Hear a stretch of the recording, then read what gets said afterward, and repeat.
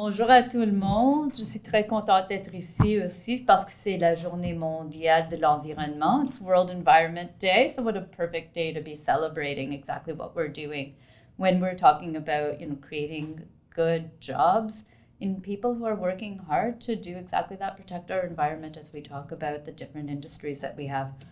I'm really pleased to be joined here today by several people, including Alexandra Thompson, Director of Youth Programs at Indigenous Clean Energy, Aaron Wilson, VP of Marketing and Sales at Eco Canada, Kathy Abuso, President and CEO of Project Learning Tree, and Jessica Boateng, a former student youth intern at Plenty Canada who participated in the Stick Green's Jobs program. So I guess the person who's going to tell us the real goods about the program.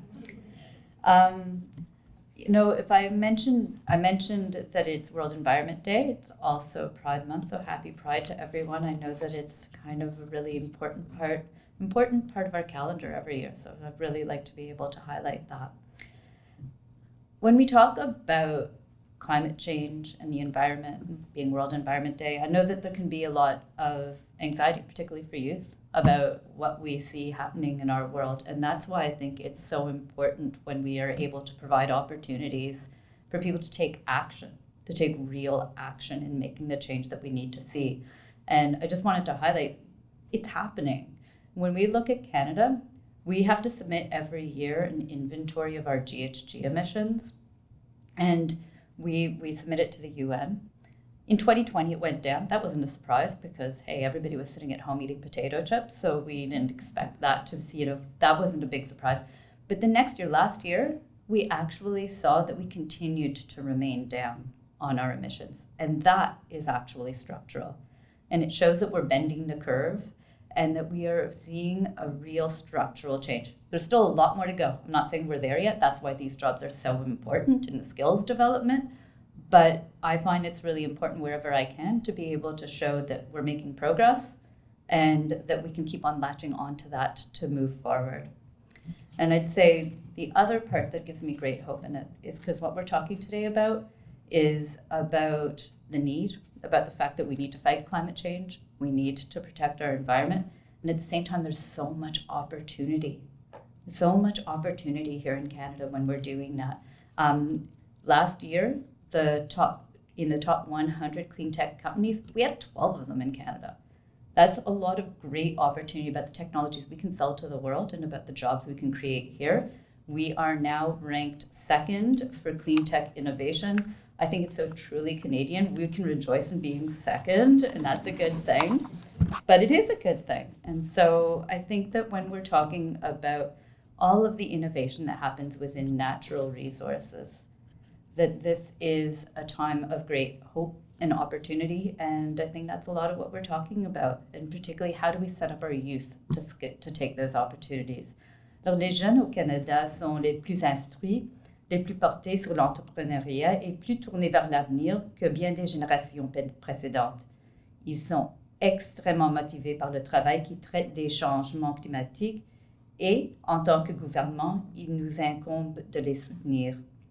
Les connaissances scientifiques n'ont jamais été aussi plus importantes pour notre société et les jeunes qui se lancent dans ces activités d'apprentissage significatif en sciences, technologie, ingénierie et mathématiques acquièrent des compétences nécessaires pour avoir un esprit créatif et critique, bâtir les entreprises, régler des problèmes et être des citoyens informés.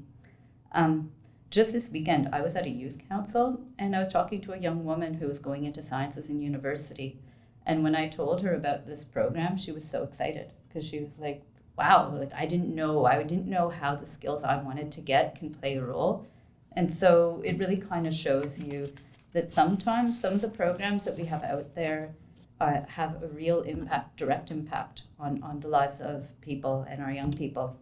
Today, I get to talk about it, and I get to, on behalf of the Honourable Jonathan Wilkinson and the Honourable Marcy Ian, announce that the Government of Canada is investing more than $30 million to create new jobs and skill-building opportunities in the clean technology and sustainable resource sectors.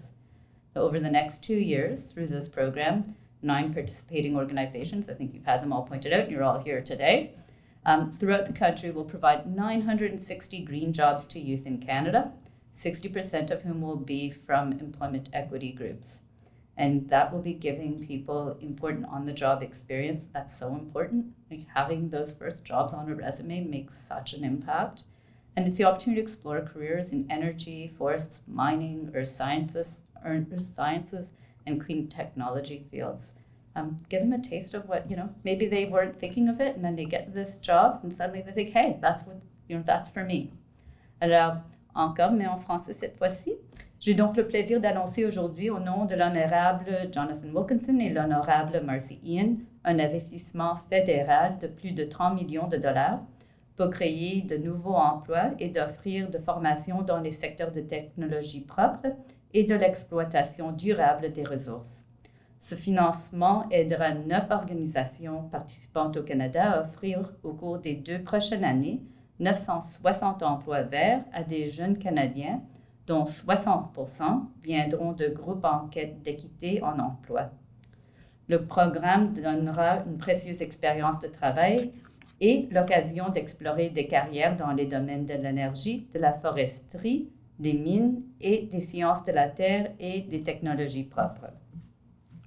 These skills development and jobs opportunities are now being delivered by leading organizations across our country, including the Clean Foundation in Nova Scotia, Colleges and Institutes Canada, Electricity Human Resources Canada, Eco Canada, Indigenous Clean Energy, Mining Industry and Human Resources Council, the Penguin Association from Lindsay, Ontario, Project Learning Tree Canada, and the United Nations Association in Canada.